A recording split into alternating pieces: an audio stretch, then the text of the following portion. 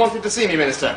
Now look, if it's about the Stonehenge Shopping Centre planning permission, don't worry, your cheque is in the post. Oh, shut up, Mustard. What's happened? Don't tell me the government auditors found out about you nodding through those naughty Iraqi export licences. I thought they were tins of baked beans. Oh, come off it, Minister. Since when did tins of baked beans have instructions in Arabic to pull out the pin, count to 15 and lob at the enemy? Never mind about that now.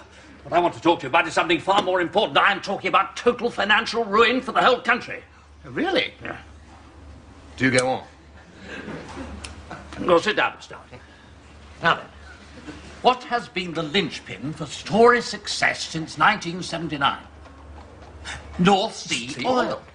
All our tax cuts, all our unemployment handouts, everything has been subsidised by North Sea oil. Now, have you heard of Professor Eugene Quayle? The government's chief scientific advisor? Yes. No, never heard of him. No. Well, this morning he came to us in Cabinet and told us that the oil is running out. Oh, no, how awful for you, Minister. Oh, well, tum-ti-tum, nothing lasts forever, not even sex with me. Well, the oil won't even last that long. We thought that we would be self-sufficient in North Sea oil until about 2015. Then last week, Quayle double-checked his figures and it seems there's only a teaspoonful of the stuff left. Oh, dear, oh, dear, oh, dear. So when the computer said 2015, it actually meant 8:15. Why don't you sack him? Well, he knows too much. He knows bugger all about oil. Well, it's not really his fault. Apparently, the figures were tampered with by someone at number 10. Someone who was very important. Someone who now lives in Dulwich? Right, sir, yes. Apparently, the computer disk with the real information on it was only discovered when the builders knocked down the partition wall between her bed and Dennis's. I mean, it just doesn't bear thinking about. We're in for a slump that'll make the crash of 1929 look like the first day of Harrod's sale. Oh, no, how absolutely frightful for anyone who didn't have the foresight to buy an enormous holiday home in the West Indies. Anyway, we have decided to go to the country as soon as possible, then batten down the hatches until the fiscal storm has blown over. I see. And why are you telling me all this? I suppose you want me to pop down to Ladbrokes and put an enormous bet on Labour for you, do you? I am telling you because the Galloping Major wants you to mastermind our election campaign. Me? Yes. Why? You know, because you're energetic, you're radical, charismatic. Especially compared to the PM. But after your guest appearance on Coronation Street, you're the best known Conservative in the country. Yes, I am, aren't I? Mind you, it's not a difficult job. Most of the Cabinet are so anonymous that any of them could go on What's My Line and the panel wouldn't stand a chance. Apart from the mime, which would be a giveaway, wouldn't it? So, will you do it? Well, if the man on the flying trapeze thinks I'm the man for the job, who am I to say no? The 80s have been good to me. It's about time I gave a little something back. Excellent. Then you can start with my table lighter. That's what it is. I thought I had a growth.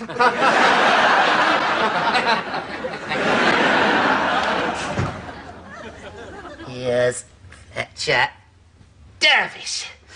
Oh, I love elections, Alan. I got ever so excited at the leadership ballot. I remember, Piers. It took us ages to clear up that mess. Piers, you never actually told me who you voted for in the leadership contest. Mrs. Thatcher, of course. Yeah, but in the second ballot. What second ballot? Piers, do you actually know who the Prime Minister is at the moment? Yes, of course. Who is it, then? Well, he's a tall, grey-haired chap. Glasses. Hang on. Major. Major Michael Douglas, you know, the actor. Piers, why don't you just give up the pretense, pull off the humanoid face mask, and admit that you come from the diseased plague planet Zarg? So you're a big fan of the Prime Minister, then, are you, Piers? Oh, yes, I've seen all his films. Good. Because an unusual mind like yours is perfect for the glamorous world of media manipulation. I want you to set up an advertising agency. Yes, but I don't know anything about advertising, Alan. Doesn't matter, Piers. You don't know anything about politics, but you're a member of Parliament. Anyway, look, it doesn't matter. I'll write all the commercials. All you have to do is to sign the large imaginative invoices I draw up, and then I'll keep all the money. Okie dokie. Okie dokie. Ah! I've had a fantastic idea for an election poster, Alan. That was quick. That's it, is it? It's a little plain for my taste. A big picture of the Prime Minister. Yeah. And underneath the words, vote conservative. No, Piers, it's too sophisticated. It presupposes that the British electorate can handle complex abstract concepts like vote. No, it seems to me we need to get to the real heart of the British voter. What do you mean, offer them a strong leadership and prudent financial management sort of thing? No.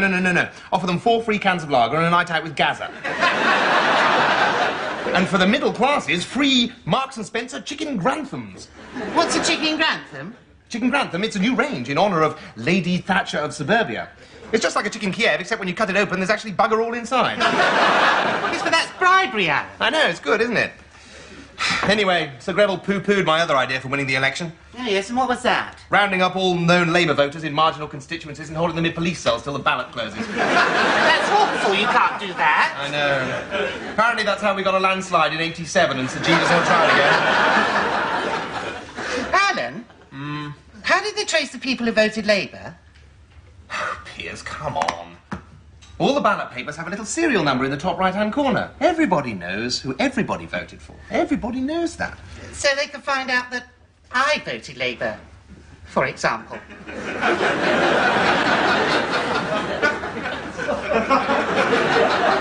What do you mean? No, I was just being hypothetical, Alan. No, you weren't.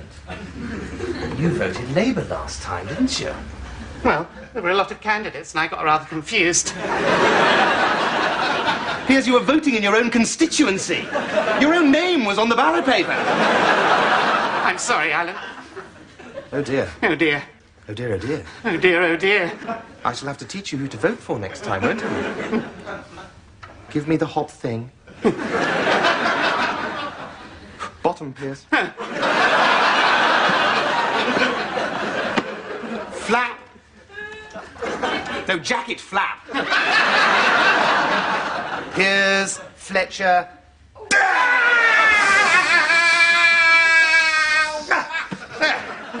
You'll know who to vote for next time, won't you? Pop in the booth, drop your trousers and stick your head up your arsehole. Now follows a party political broadcast on behalf of the Conservative Party by Alan Bastard MP, the Deputy Chairman of the Conservative Party.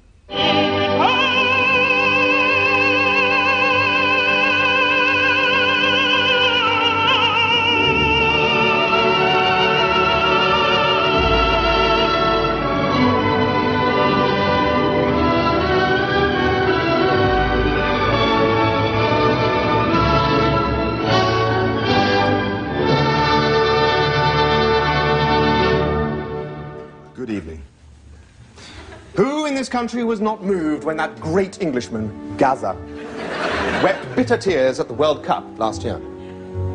People thought he was crying because he'd just been booked by the umpire and so would miss the final.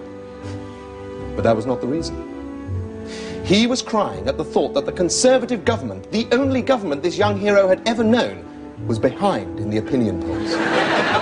He was weeping at the threat of the return to power of a Labour rabble led by a bald Welsh windbag dedicated to destroying our prosperity, running down our currency, encouraging Satanist abuse of our children, spreading AIDS through their sponsorship of homosexual behaviour, abolishing the House of Lords and executing the royal family.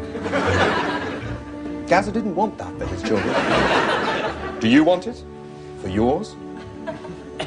Or do you want a government that lets you share in Britain's prosperity by offering you the chance of 5, yes, 5 free Sun Jackpot bingo cards with every registered Tory membership application? Yes. Apply now to join the Tory party at this week's once-in-a-lifetime special offer price of only £9.99. And you will receive a free Tarzan Teenage Hero Turtle t-shirt, a Gaza card ID, and the news of the world every Sunday for a year. But hey, hey, hey, hey, hey. don't join the Tories simply because we're right. Let's have a listen to what young Britons have to say. I vote Conservative because only the Conservatives can defend this country's sovereignty in the face of Jack Delors' expansionism. Yeah, I mean, if like our country gets like a Central European bank, you know, in Germany or something, I mean, how's our government going to keep its hands on the main levers of your fiscal policy? I mean, you've lost all control over your interest rates, your money supply, your public expenditure. You know what I mean? Interesting stuff. And what about working women? What are the Tories doing for them? Well, Labour claim to be the party of feminism, but only the sound... Fiscal. Fiscal policies of the Tories can create a climate in which the labour force continues to expand and job opportunities increase. Well, there you have it. Well, I certainly did. Ordinary young people picked at random. They're going to vote Tory. Are you? Or are you really stupid? Good night. Dear Alan Bastard, I think you're bloody great. I've had a gizzard full of lefties telling us we ought to look after the less well-off. Bugger them. I'm with you, Al. Magic. All the best. Melvin Bragg. Hi, AB. Let's break balls. All right.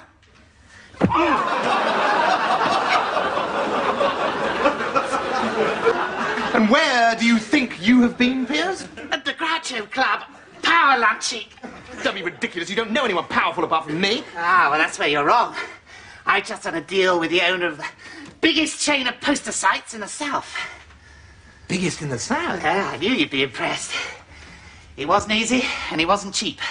But by the end of the week, our posters will be all over Dublin.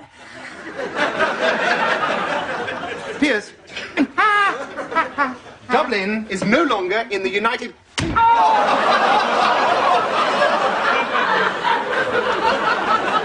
Sir Greville, welcome to the war room. Look at that.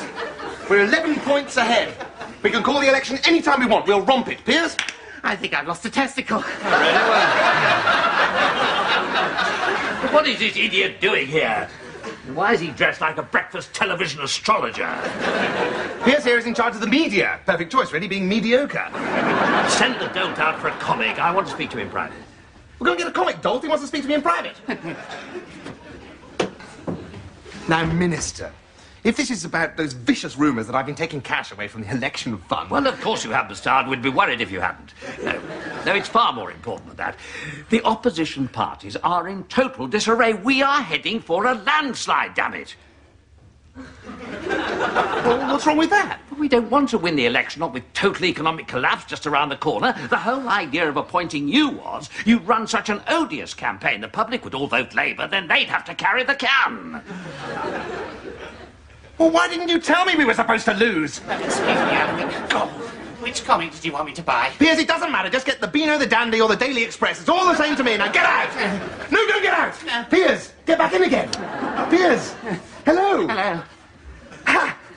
Piers, Sir Greville and I have some very exciting news for you. Oh, you have? We have. We have. Following the enormous success of your taking the poster campaign beyond mere national boundaries, Sir Greville and I have decided to put you in charge of the entire election campaign. Oh, yeah. Oh, yeah. Yes, well, I try and reflect the new spirit of the caring 90s and inject a bit of, honesty and modesty into political advertising. Well, let's have a look at Piers Fletcher Dervish's radical posters. Yes, let's. And this is my special favourite. Poll tax was a dreadful mistake, and we'd like to get rid of it. But we can't think of anything to put in its place, so let's try to make the best of it. Vote Conservative. Piers, you're a Mrs. genius. Thatcher may have Don't give me but that. Don't worry. We all know you're a bloody militant. Still runs the country. Paddy, how's life in the Labour Party? Conservative. All right, Bastard, what's going on? What are you up to? We're 15 points ahead in the polls. Yes, it does seem a Labour landslide is guaranteed, doesn't it? What the hell is going on then? What's going on? Today, there's the annual House of Lords pacemaker recharging ceremony. You know damn well I'm talking about. Why are you trying to lose this election? Me? Paddy, I'm Mr. Win at any costs. Oh, good. 2 brandies, please. 1 Napoleon, 1 cooking. Shove! Then why have you got a man with a bath sponge for a brain in charge of your campaign? There's some catastrophe on the horizon, isn't there? And you Tories don't want to be around when it happens. Come on, Bastard. You got to tell me, what is it? What have you got down here? What is it? Paddy! Oil. Oil? What about it? It's running out. By the end of the year, the only oil reserves we'll have left will be in Kenneth Baker's hair. Oh. So you want us to form the next government? You want us to have to deal with the total collapse of British industry? You want us to go to the common market cap in hand? You want us to beg the German Bundesbank to take over the running of the economy, lead into a nationalist backlash, which will sweep us from power... Into the gutters of history. Into the gutters of history, and bring you back. Just as you get the crisis under control. That's right, Paddy, got it in 1. It's an old trick, but what can you expect with a circus performer for a Prime Minister? Now then, about my fee. Oh, fee. No, why should I pay you now that you've told me? Because I haven't told you, Paddy, how you're going to avoid forming the next government. How?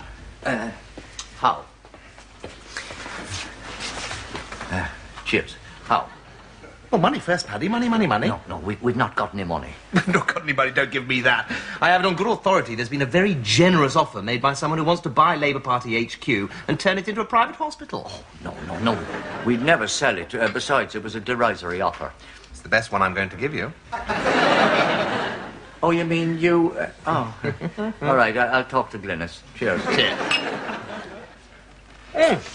Splendid, Paddy. Well, you raise the cash, and I'll tell you how to lose the next election. Oh, thank you very much, Alan. Not at all. By the way, have you ever wondered why this place is called the smoking room? Yeah, I've no idea why. I'll show you. You... Labour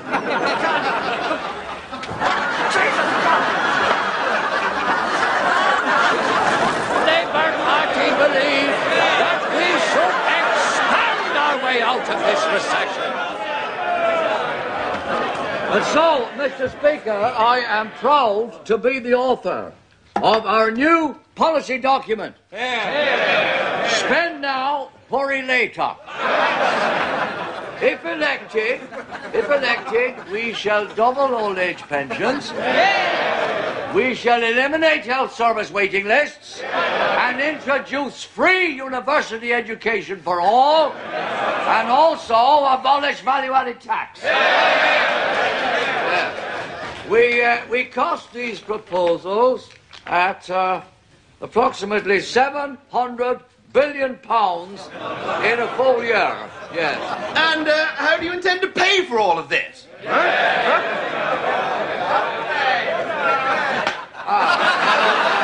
the honourable member for Holton Price has hit upon the one small problem in this exciting new manifesto. Resign. What's he doing? He's emulating you, Pierce. He's telling the truth. No one will vote Labour. Even I can see they're being silly. Well, you started this stupid truth business. Anyway, it's about time they opened the show. Mr. I should like to point out on behalf of the Liberal Democrats that although we are all very nice people, we have absolutely no idea how to run a country. Oh, shut up, stupid bitch. You've had your say. Here. Sir Greville. Look at this fabulous Telegraph poll.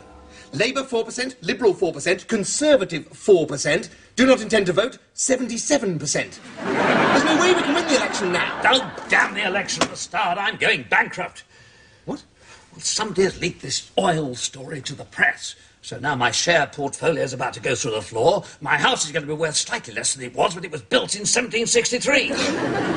Well, which bastard can have betrayed us? I don't know. But Major suspects me, so I've got to find the culprit. You haven't been talking to those filthy Fleet Street friends of yours, have you? Minister, as if I would. Well, everybody knows. How? How? Exactly. How?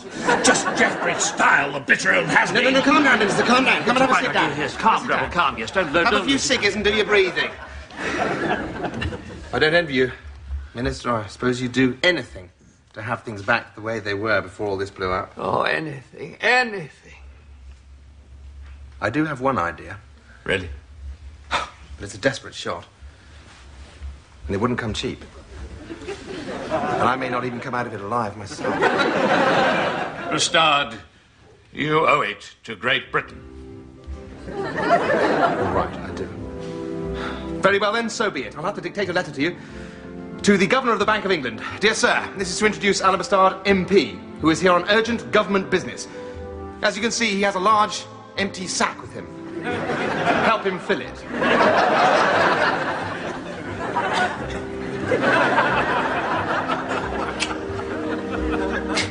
Professor Eugene Quayle, please. Well, wake him up then. Eugene? Alan. Listen, it's time to tell them all it's been a ghastly mistake.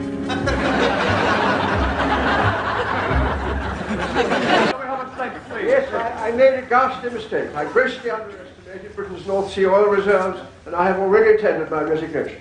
What about what the Prime Minister said? Oil shares bounced back in the aftermath of Professor Quayle's statement. Professor Quayle had been a senior scientific advisor to the government. Yes, dear. No, dear. 3 stinking bags full, dear. Well, Piers, what's the matter with you? Didn't you take my advice and buy some oil? Oh, yes, I did. And Clarissa's livid. I've got 2,000 cases of Mazzola in the garage, and she can't get her motorbike out. Well, never mind, little Piers. Just give me your wallet. No, no. Give me your stupid wallet. There. Here's £50,000. Go on. Pop out and lose your virginity. You're giving me money? That's right. Merry Christmas, Piers. By the way... Well, I'll be back then if you don't want it. Oh, no, Clarissa. I'll bite. Eugene! Never mind about the bat. Come in, come in. Well. You don't look like a chap who's just lost his job and his reputation and his pension plan. Oh, yes, I am. I'm broken-hearted. I've got a wife, 3 children, and a mortgage. Oh, poor you. Oh, well, never mind. Here's £1 million for helping me bring off the greatest stock market scam this century. And to think I was just a struggling civil servant. Till I bumped into you coming out of that naughty transvestite club. Do you know, I must be the first person ever to make a profit out of being blackmailed. Well, Eugene, these are the caring 90s. Oh. Ooh. Real silk? Or Janet Rager. Nice.